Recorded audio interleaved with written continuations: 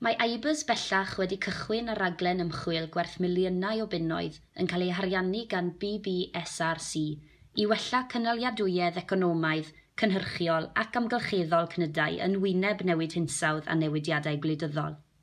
Bydd gwaith prosiect cysylltiol yn cael ei gynnal gyda gwahanol rywogaethau glaswelltir ar 4 safle ar raddiant o heriau. Fel ydych chi'n gweld yn yr ardal yma, dyn ni'n arbrofi ar wahanol fixtures o borfa. Hynny yw, mae yna rhy gwellt yno fe a hefyd mae yna feillion coch, meillion gwyn gyda chydig o Timothy a chydig o wahanol fathau. Dyn ni wedi rhannu bob ardal fewn i 10 plot mawr.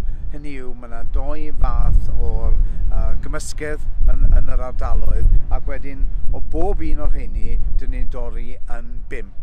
Yr ardal gyntaf yw pori trwy gydol y tymor, pori o'r cychwyn tan ddiwedd heb dynnu'r defyd o'na, dim ond gofalu bod ni yn cadw'r maint iawn o ddefyd.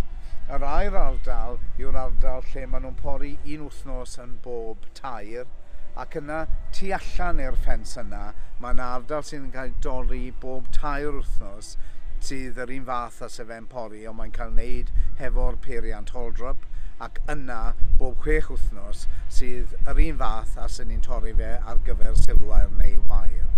Tu allan i hynny fe wnaethon ni aredig darn o'r tir, ond dyn ni ddim wedi hau nôl, felly wedi dewis ei hadau ei hunan o'r ddeiar y mae o. Felly dyn ni'n gallu cymharu beth ydy'r hadau ynni i ateb yr rhai dyn ni wedi hau, a mae'n rhoi gwylod i ni o beth dyn ni'n edrych arno.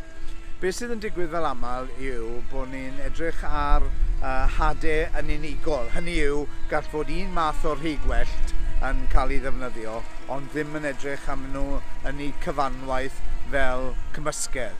Felly yn y cyfle yma, dyn ni yn cael edrych a pwy effaith mae hynny'n gael ar un glaswelltyn yn erbyn glaswelltyn arall. A dyn ni dros cyfnod ar blynedd yn pwyso'r ardaloedd yma i gyd a gweithio allan beth sydd yn gweithio o beth sydd ddim.